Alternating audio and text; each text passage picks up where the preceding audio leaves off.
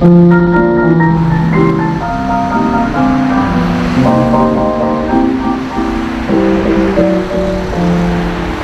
must remember this, a kiss is still a kiss, a sigh is just a sigh. The fundamental things apply as time goes by. And when two lovers woo, they still say I love you, on that you can rely. No matter what the future brings as time goes by. Moonlight and love songs never out of date, hearts full of passion, jealousy and hate. Woman needs a man, and man must have his mate, that no one can deny. It's still the same old story, a fight for love and glory, a case of do or die. The world will always welcome lovers as time goes by. I think very nice neighbors. Good afternoon, everybody. This is an unofficial beginning. I'm Michael Weinstein. I'm the founder of the museum, and it is my pleasure and privilege to welcome you to our wonderful facility, which is supported and directed by some wonderful people. You'll get to meet them, especially if you're going to be engaging in a tour of the museum today. Just a couple of housekeeping notes before we begin formally. Number one, for those who need restrooms, go around the back there through the barbershop. You'll see them on the left. You're welcome to them. There are also this bathroom in the office. If it's too cold for you when you go and grab your food, you're welcome to come back in here. We ask that you not bring food into the museum, but you're welcome to congregate wherever. Also, I know that some of you might be leaving shortly after the induction ceremony, but if you'd like a virtual tour of the museum rather than the physical tour, we do have a computer back here, and we can share a virtual tour, especially with people who might be wheelchair bound or who can't climb stairs. And that virtual tour will be available more fully. It's going to be an interactive virtual tour, something we just ramped up. Those of you who have been here before have watched the expansion of the Broadcasters Hall of Fame here, and we urge you to take your time and enjoy the place and ask questions. You'll see name tags on the shirts and blouses of some of the people that work here, and they spend a lot of time behind the scenes. As many of the engineers know and the broadcasters know, it takes a lot of people to get a production going and to make it right. With that, I wanted to tell you that it was no joke that Bill Parker is taking up a collection, because you know today is Yom Kippur. Today is the so you ask, why am I dressed? Because I'm helping to conduct services in Cortland, so I came down for this, and right, Shana Tova, Happy New Year. It is the culmination of the new year, and it is the day on which we ask forgiveness. Now, there are those unrepentant heathens among us who shall remain nameless. Tom, Chicago, Ross, who I know I'll never get through to on that score.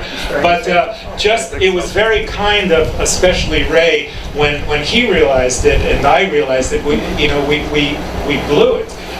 We didn't mean to schedule it on Yom Kippur, and I'm not personally offended, and if there are any Jewish people here, I hope you're not personally offended. This is in keeping, actually, with the spirit of the holiday, to honor those who've come before us and those who are still here with us, and to honor the people who are not able to be with us. That's part of what Yom Kippur is about. So we Jews, we kind of do it in a discounted fashion. The Christians, you've got 40 days of Lent. The Muslims have a month of Ramadan. We got 1 day of Yom Kippur. It's enough.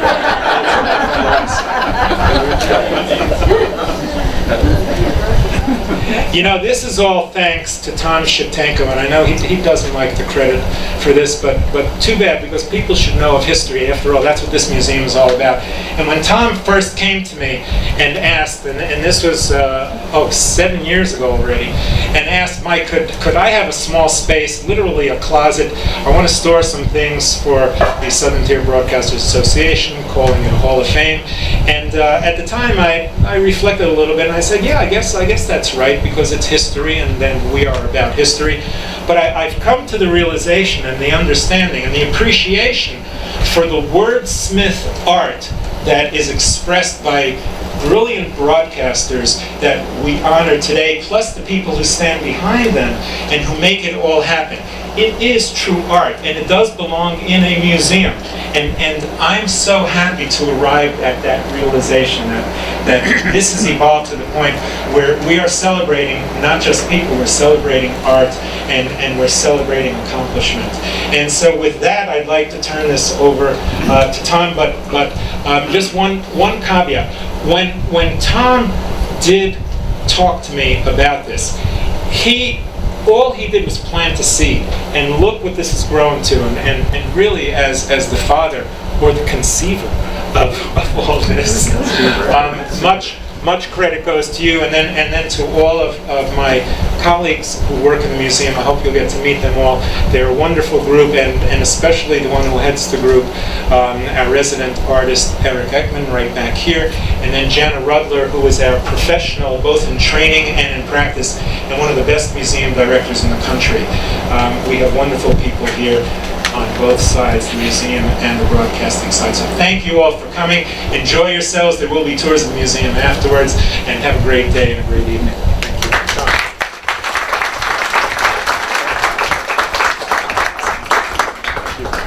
As always, Mike, a man of few words. I love it.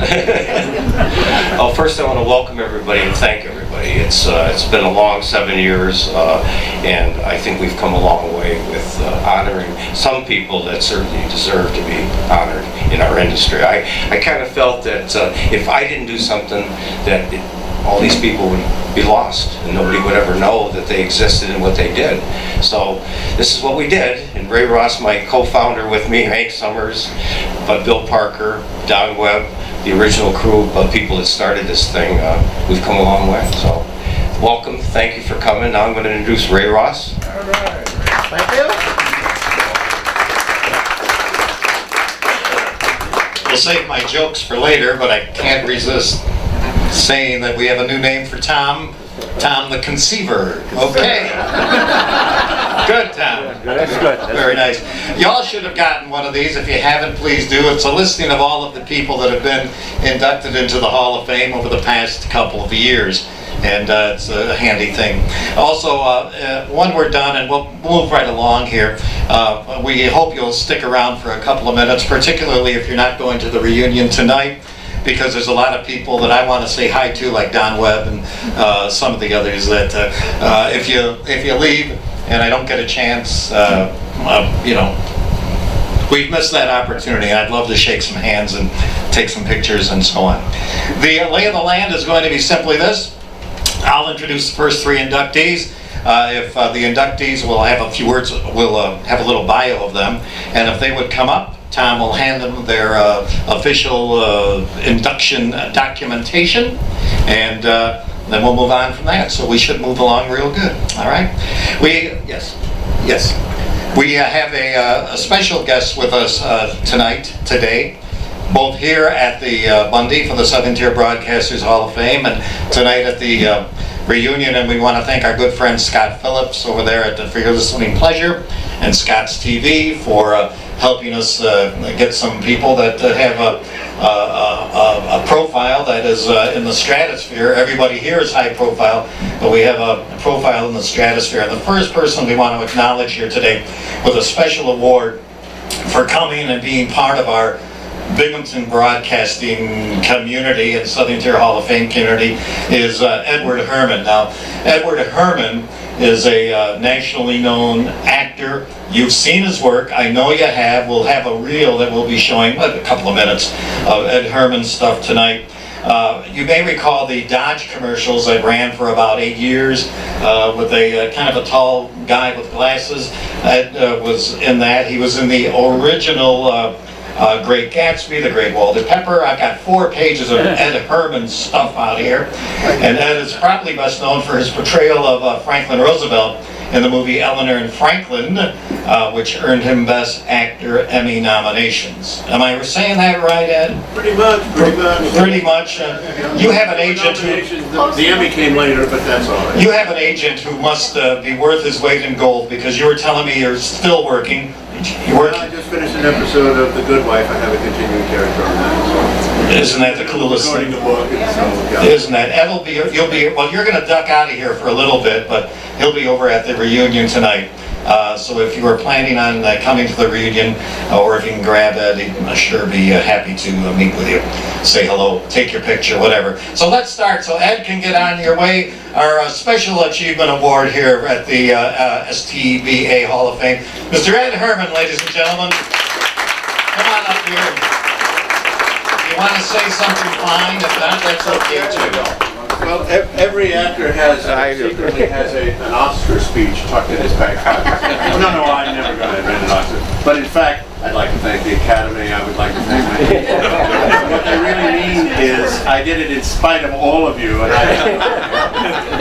something like this comes along that's totally unexpected.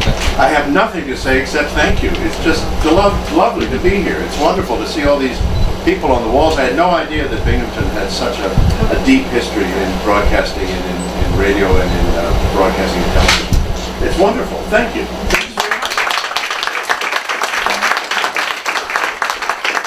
Later tonight at the reunion, we'll be giving Ed the first Bill Parker Excellence in Media Award, and that'll be coming up tonight, and that'll be really kind of special. All right, let's go into our inductees here for the Southern Tier Broadcasters Hall of Fame.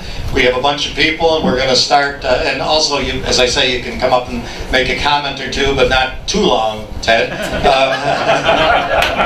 And let's start there. The first inductee from my side of the thing is Ted Baer, who has been around the block forever, comes from Illinois, hangs around Illinois these days. He's here with his lovely and talented Annie. Some of you may remember Annie Baer from those golden days at WNBF. Ted was and is a musician prominent in the local music scene, and really was instrumental back in the day of putting WNBF on the top of the heap, with all due respect, David Mitchell. So, anyways, without further ado, Ted Baer, ladies and gentlemen.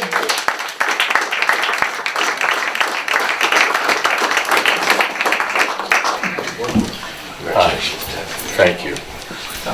Well, now you know why there are no Jews in the shul today. So, L'Shana Tova to all of you. Happy New Year.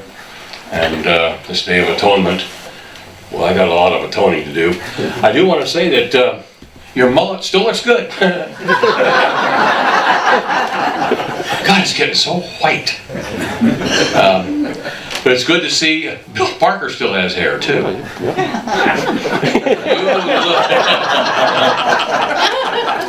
Well, when I found out this was going to come down, it really feels good. And anytime I come back to the Triple Cities, it's like going back home. I remember when I came here in 1974, something like that. And I was coming to a place where I'd never been. And came here, took the job, did the job, left, and I come back. I keep coming back for my visits to see Annie and come see my friends. And this was coming to a strange place in 1974, and now it feels like coming home. It feels very good. And I still have so many friends here, and I really appreciate being a part of this honor, and it just feels very good, and I really appreciate it. Is that a short enough speech? Very nice.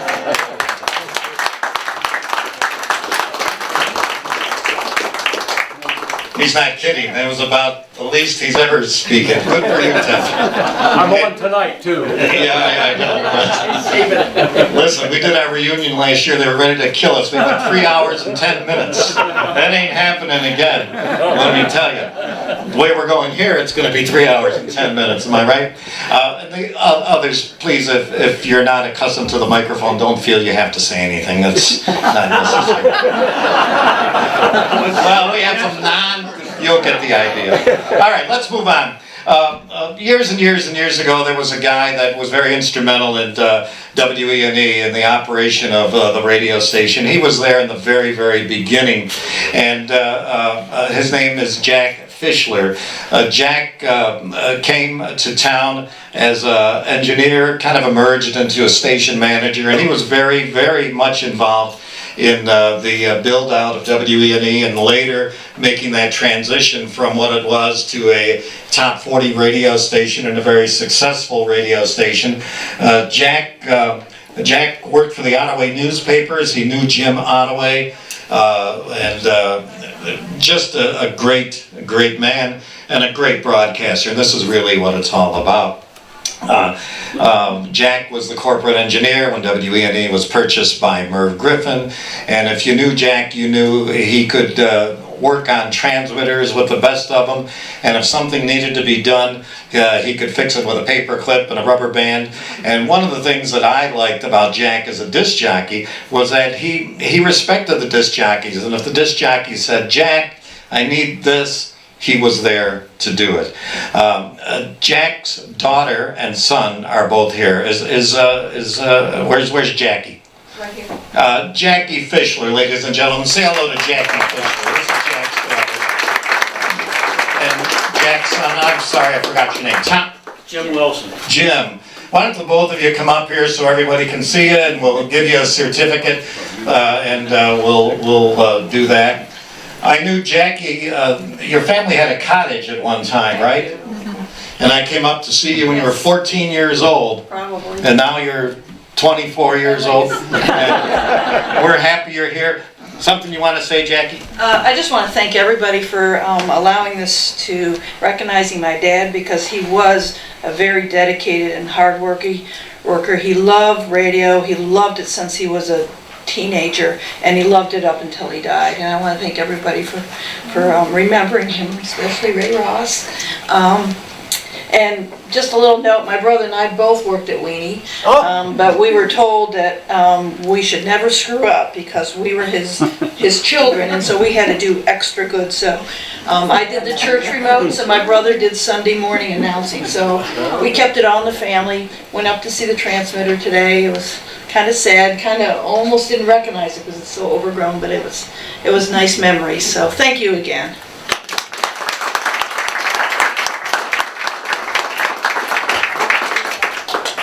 And is it true, Jackie, that you used to hang around with Ottaway, the kid, Jim Ottaway Jr.? Your brother hung out with Jim Ottaway, became a multi-millionaire and owned the radio station here at one time. Okay, thank you, Jackie. Thank you both. The only thing I did was paint the doghouses. Listen, you're a braver man than I am, let me tell you. Going out there and painting those things, were they ready to fall over? No. Okay. My last one, and here we go. We're moving along, aren't we, Tom? Tom's poking me.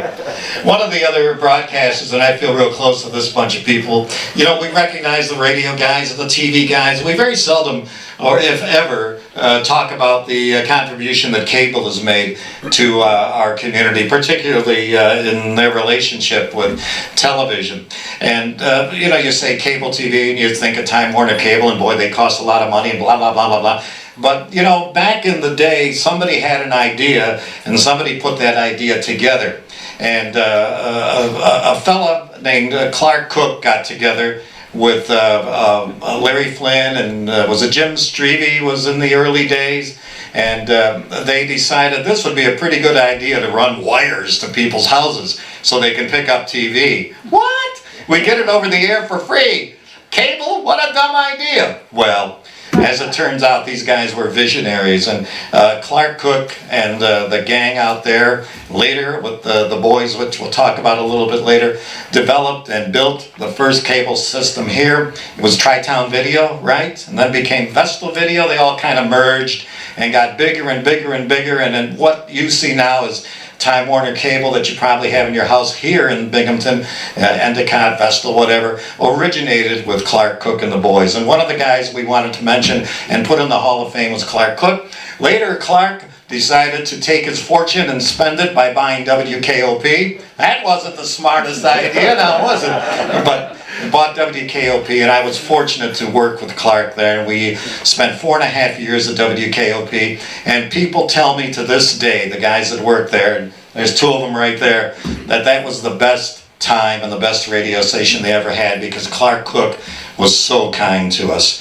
We have Janet Cook, Clark's wife, and Bruce Cook here today, and we congratulate you. If you want to come up and grab this certificate, we'd be happy for you to do it.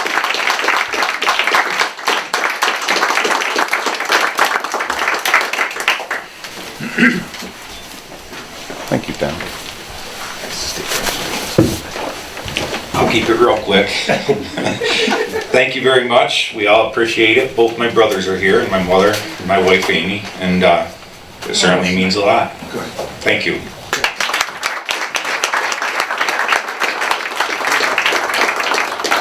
I mean, he was very, very much a visionary, and please don't go away because I want to say hello to you before you leave, Janet, okay? All right, let me move the portion of the program over now to another guy that's going to handle the next 3 inductees. Ladies and gentlemen, you know him, you love him, the best jazz disc jockey I ever heard in my whole life, and pretty darn good broadcaster. He's done it all, and he loves trains. Ladies and gentlemen, Hank Summers! Thank you. You know, broadcasters can't count. He said 3. There's actually 4 I want to talk about and introduce. One, not with us today, Ed Hyder. Ed was born here in Binghamton. He worked at WNBF in the early 50s. Went to New York City and worked at several stations all over the East Coast, as a matter of fact, and ended up at WINS. When WINS went news, he headed back home to WKOP for about 6 months maybe, and then left to San Francisco, went to Hollywood, and I understand that if you look at some of the old TVs, if you watch TV Land, you'll find his name as a producer, as a writer, as a director. He's done all kinds of things. And unfortunately, he can't be with us today, coming cross country. He's doing a lot of real estate deals out on the West Coast. But Ed is being introduced and inducted in the Hall of Fame today here in Binghamton. The next guy is a guy whose career I followed very closely early on in both of our careers, but neither of us knew it. I went to Ithaca College about 3 years after he left Ithaca College. I went to WKRT in Cortland about 3 years after he left WKRT. I went to WINR in Binghamton not too long after he left broadcasting. He has worked in radio and TV throughout the Triple Cities. He worked with Columbia Broadcasting School in New York City for a while. I used to go around Columbia Broadcasting all the time when I was a kid. He's worked locally in sales. His voice is so recognizable, and we want to recognize him today. Don Webb.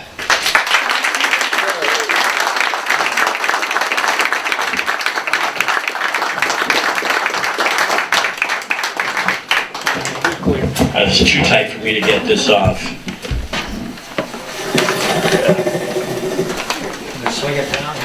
Well, I'm not going to climb up there, I know that. I want to thank everybody for coming, and all my friends, both of them, and Father Tom. It is such a pleasure, and extremely so because I'm still alive when I'm getting this. You know? Usually it's after the guy is gone and they say, what a great guy he was. Well, they don't have to say that about me, I'm here. I'm unfortunately a little disabled right now, but as I tell any women, I have a catheter, I am harmless.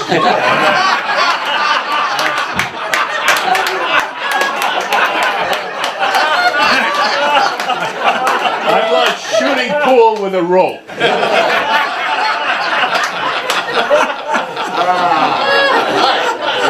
had the good fortune of having Pete Van Wieren stop in to see me 2 weeks ago. Hadn't seen him in 42 years. He is in our museum here. Tremendous guy, was broadcaster for the Atlanta Braves for 33 years, and a wonderful person. He was here, and he was honored by the Binghamton baseball team, and he was brought into their Hall of Fame, which I was so happy to hear that. But we had a great conversation. My career was varied all over the place, every station, everywhere. I loved broadcasting. And I want to, I had many other things I was going to talk about, but I'll keep it short. I loved one-liners, and the best one-liner I've heard this year was I was watching a Buffalo Bill preseason game, and a halfback broke loose, and the safety came over, grabbed him by the back of his shirt, and threw him on the ground. And the announcer said, "That looked like a second date."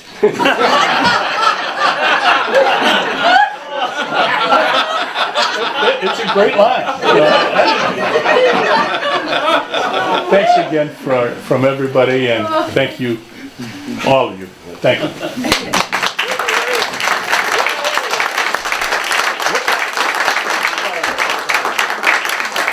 So at one of my times at WINR, the first time around 1970, I'm in the room and a phone call comes in from a college friend of mine named Ken Dodd. And he was working at a station at WGVA in Geneva.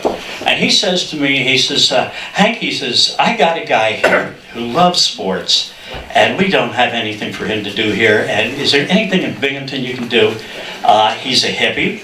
He's got long hair, and it's tied up in back, so TV's probably out. But can you find some place in Binghamton for him? Get him out of Geneva for us. Well, he came down. He became a newscaster, a sportscaster on Channel 12, and that made some problems there. They had to tie his hair back and make sure the camera angle didn't show long hair and the ponytail. After a while, he became the morning man at WINR Radio. He moved on over to sales, and I was hired by one manager one day on a Monday, and Tuesday morning I went to work, and Dave Mitchell was the general manager of the station that day. That's how fast things change. Dave put WINR back on the map here in town. He had a station in Altoona that he put after he left here, and of course he came back and put WMXW on the air, and then went down to Charlotte, Virginia, and he's had a couple of radio stations, and the deepest voice ever in this town, Dave Mitchell.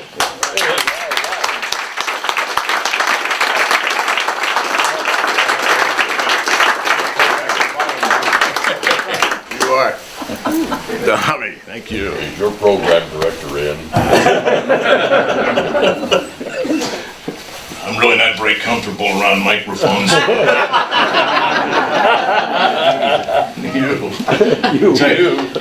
I wasn't sure how welcome I would be here today, because I think I've probably fired half the people in this room. But Hank is not holding it against me.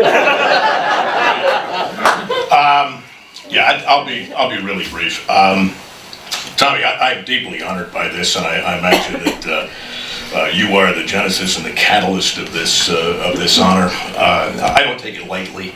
I spent a lot of time here. I love this market, and it's great to be in the same room with the men that I have known and loved over the years. The women I've known and loved, Madison Square Garden.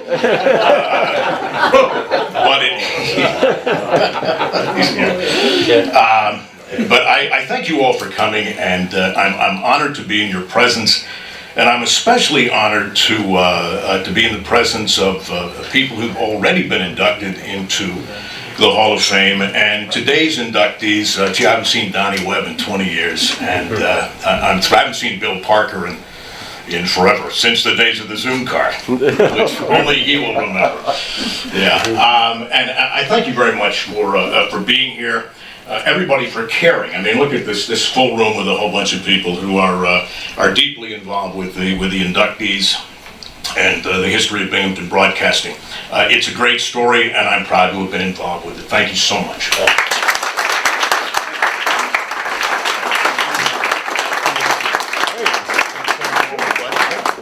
Yeah, we've all bounced around and things are, determinations, as I mentioned, I was hired by one manager and I go to work the next day, there's a whole new general manager. Another time, I was interviewed for a non-existent job at something like noontime, and went home, and at 3 o'clock the phone rang and they said, "Good morning, man, just quit. Come on over." And that brings up our two next inductees who both are New Englanders. They came into town, into the Owego market, and bought yeah, sure. What's that say? WABL, Woody Herrmann Broadcast Operation, they bought that. And after Frank and Warren, Frank Penny and Warren Haas came into town, and they put that station back on the map at that time in the early mid-70s. And when they left town, they've had put an FM on the air, which was at 101.7 today. It became WWT, and the magic, the light, whatever, it changes. And after they left here, they went and they had their hottest property ever in broadcasting in Brockport, New York. It burned to the ground. Two really great guys to work for and work with, and it's not Binghamton, it's Owego, but it's a big part of Binghamton. Frank Penny and Warren Haas.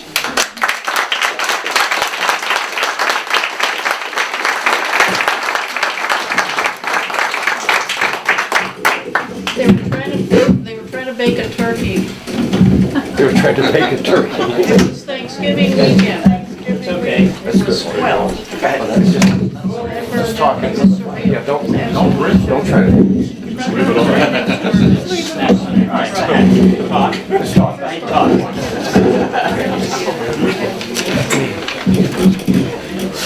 Being here today was one of the best things that happened to me in my life. Just for having recognition from people that I've known for years, and I haven't known them anymore in a couple of years. But it's wonderful to be here.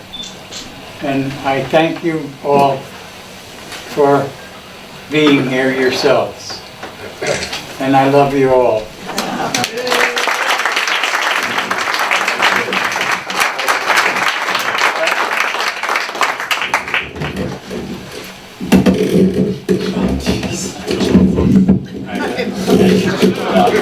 We're broadcasters. We're broadcasters.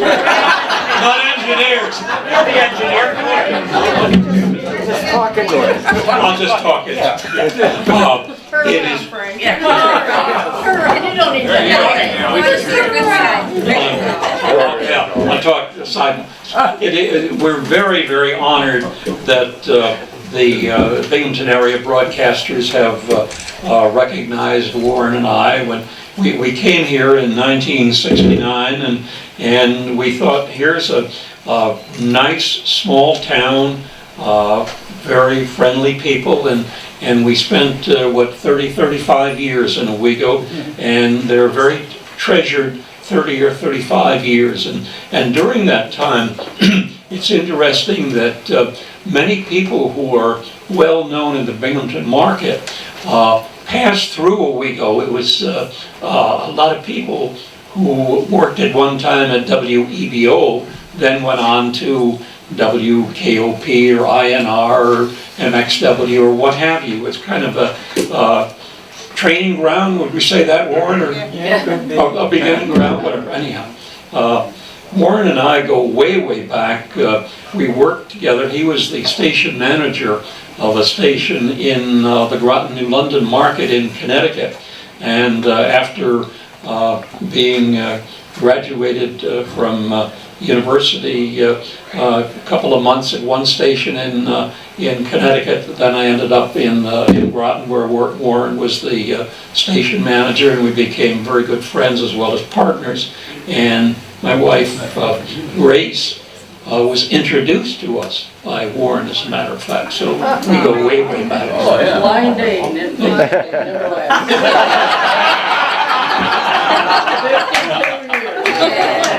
There was an annual Christmas party. This was along the Connecticut shore, and the annual Christmas party was up in Springfield, Massachusetts, where the owners also had another station.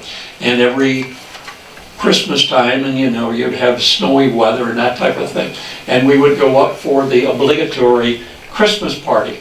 And the first year I was there, I had been at the station just a couple of months, and Grace had just been hired, and Warren said to Grace, "Wouldn't you like to go to the Christmas party?" And I guess he said to me, "Wouldn't you like to go to the Christmas party? There's a young lady who's going to be joining the station." And we went to the Christmas party. And that was 52 years we've been married now. Thank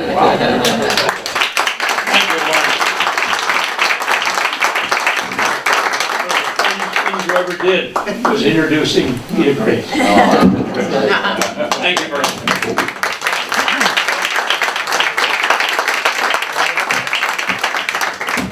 Current owner and manager of WEBO right now, Dave Radigan, is sitting back there taking pictures, and is soon to be bride, Teresa. I think we're back together here. My duties are over. The next person, if Bill Flynn were here, you'd hear him keep saying, "The Dean of Broadcasting, the Dean of Broadcasting," Bill Parker.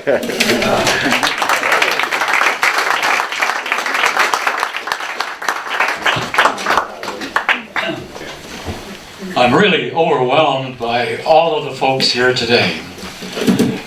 A great place to gather at this area that's been developed, and I give a big hand to the committees and the folks that put this together. It's always a pleasure to get together, and how this has been planned for so long, and to see so many good friends and good pals, and to look into all your smiling faces, and a few of you have faces that need looking into.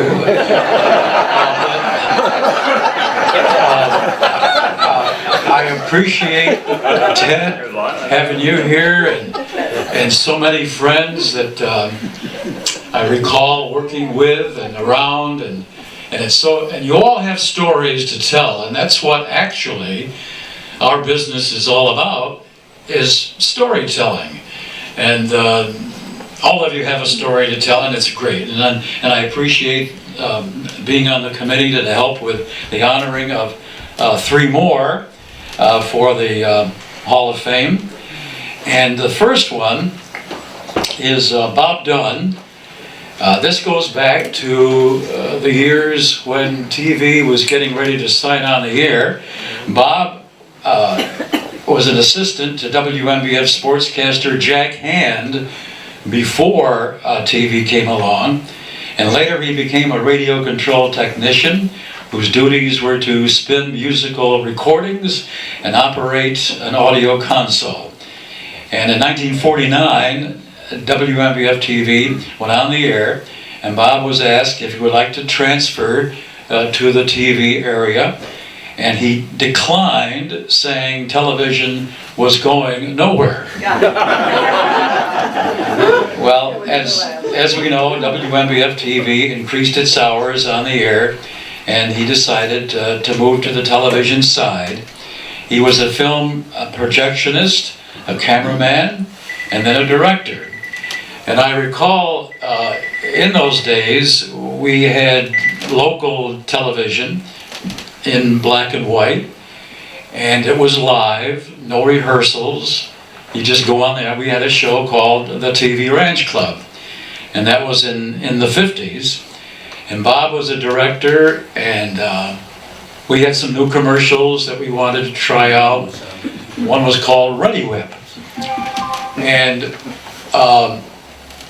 it was in the can with the stem up straight like that, and I was to make a sundae, a cake, some ice cream, and put the cream, the Ready Whip as the topping to the thing. Well, at the Arlington Hotel, our studios were new, the lights were hot, the studios were warm, and you can see what's going to happen here. Unbeknownst to me, the cameraman came over and took the Ready Whip can and shook it up good so that it would work for this live commercial. Bobby came in as a director, unbeknownst to me, and shook the can up so it would work for me. And I, unbeknownst to anybody, shook the can up. And so when it came time to do the spot, bingo bango, all I did was raise the can up and remark about our new product that we honor tonight. Is the top this afternoon. Is the new topping to this sundae, and all I did was touch the top of that baby, and she went squirting all over the place. It was on the camera, it was on me, it was on just a little story about the wonderful memories and the stories that you've all been telling. And I, of course, lost Ann here a few years ago, and I would promise her, and she'd say, Bill, I hope that you don't tell that particular story or that particular story, because if I hear that damn thing again, I'm going to get up and walk out of here. So she got up and walked out when I did that. But Bobby was a good guy, and as a director and a staff member.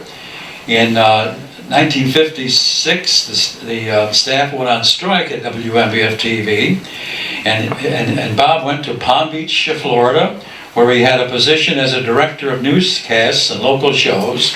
In March of '57, he returned to Binghamton at Channel 40 and worked for Shirley Ricciardelli and Gino Ricciardelli, who is with us today as news director. Bobby left Channel 40 to take a position as a program director at Channel 34, and about that time in 1978 he suffered a heart attack and he did pass away. And Bob is honored, and I salute him and enter him into the Hall of Fame, and a great friend, a great comrade, and a great gentleman, Robert Dunn. And I will turn that over to the committee to be taken care of. So my second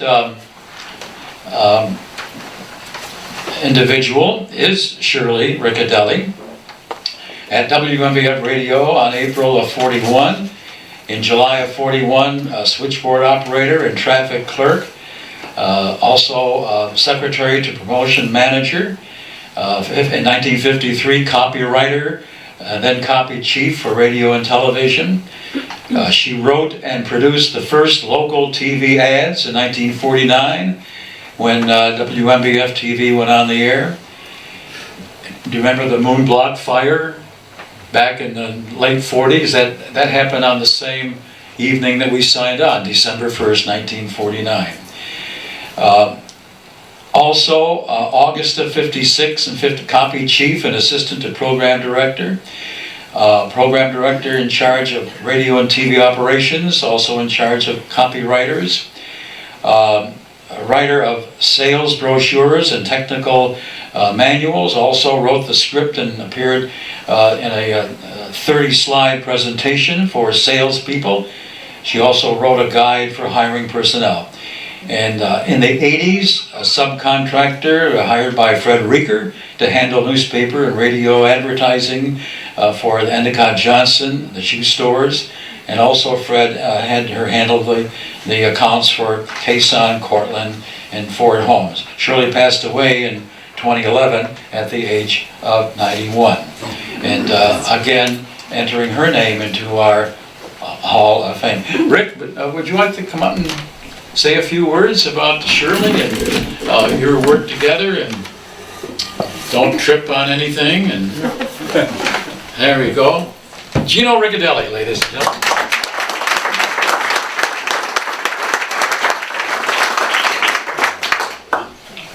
Well, I want to thank the committee for entering Shirley into the Hall of Fame, and I had a great career with her, and one thing that Bill didn't bring up was she was the first program director and radio program director at WINR-TV when we signed on in 1957. She was also the copy chief. She also was in charge of the traffic department, and she was a news director for a short period of time. And she had Tom Cawley as her anchor man. He was on WINR, which later became WICZ. So I wish to thank everyone here, and I guess we have a first. We have a husband and wife in the Hall of Fame. I was going to say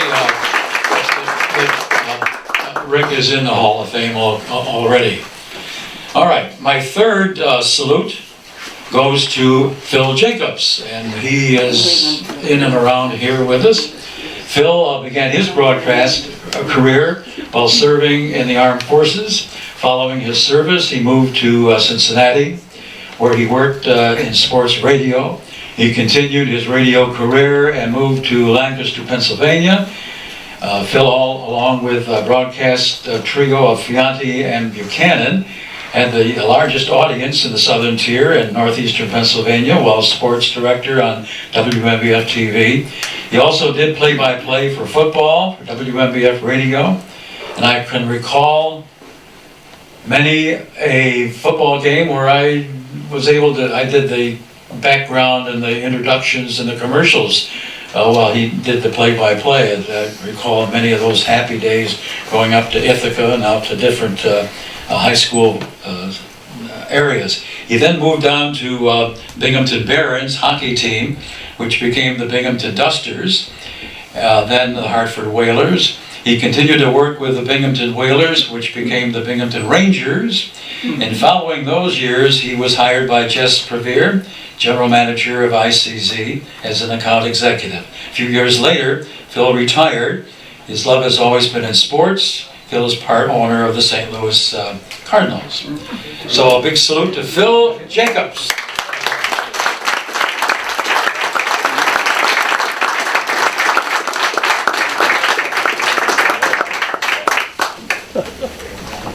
Back in those days of the 60s in Officer Bill.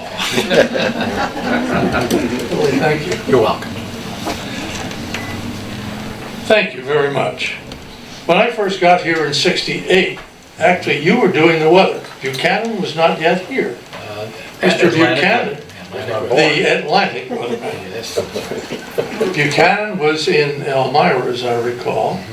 And they either threw him out or he wound up here, and the three of us, yes. And you might recall that Bernie Fianti, we wish him well, but a cute little story. Bernie was not very tall. Oh. But why? The original Mr. 5x5. Well, Bernie needed a little help in his chair.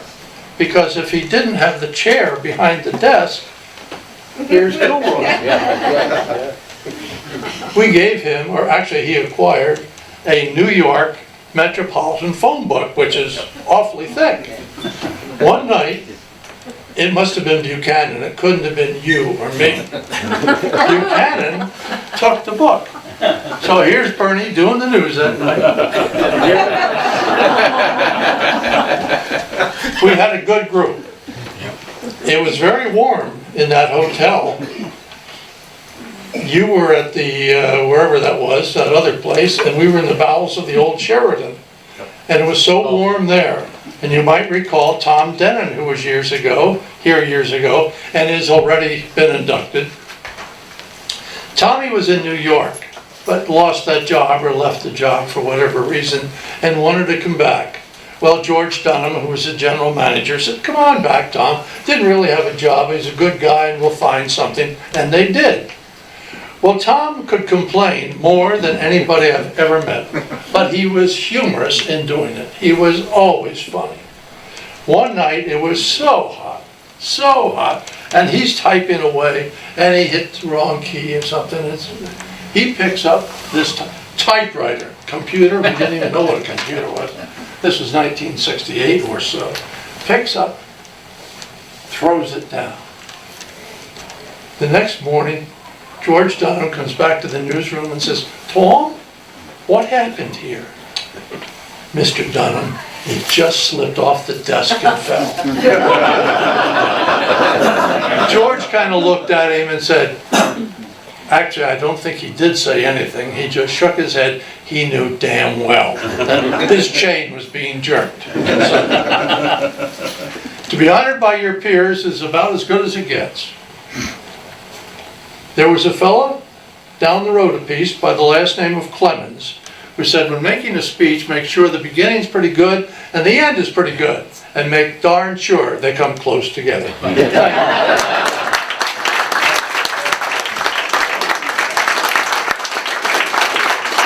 Jacob, ladies and gentlemen, Ray Ross, someone told me that I am to remind the folks that we have refreshments at the outer area here, which can be enjoyed there or in here. I thank you for coming. As always, looking into your smiling faces, I enjoy all the stories and all the commitments that we've made to the wonderful world of radio and television. And for me, a great career and great memories, and they just keep on coming along. So Ray, thank you, and I guess that's my One of the things I did want to mention, in the early days of cable, Jim Pratt was over there too. Say hello to Jim Pratt. He was out there with the boys, with Clark and the boys. Also over here, Bob Huckabone has been taping the proceedings. You probably noticed him. We didn't make any mention of it, but Bob has been archiving interviews, sit-down interviews with Gino and some of the others for the love of it. And, we salute him. He's also taping this, and you're going to run that on the cable. What are those dates you remember, Bob? Wednesday and Thursday evening. This coming week? Mm-hmm. So if you're in town on the cable, or you get somebody to record it for you, or Bob will be happy to sell you a copy, I suspect, of that. We really want to invite you to hang out a little bit today. Come to the reunion tonight if you can. Salute again to Tom Shiptenko. Did you want to say anything else, Tom?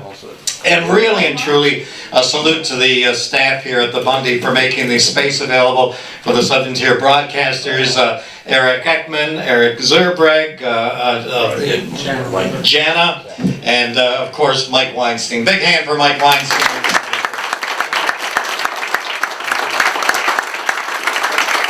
Thank you so much for coming. We hope you'll stay a few minutes to say hi, have a picture taken or whatever. And we wish you well and Godspeed on your travels, whatever you might be doing today. Thank you.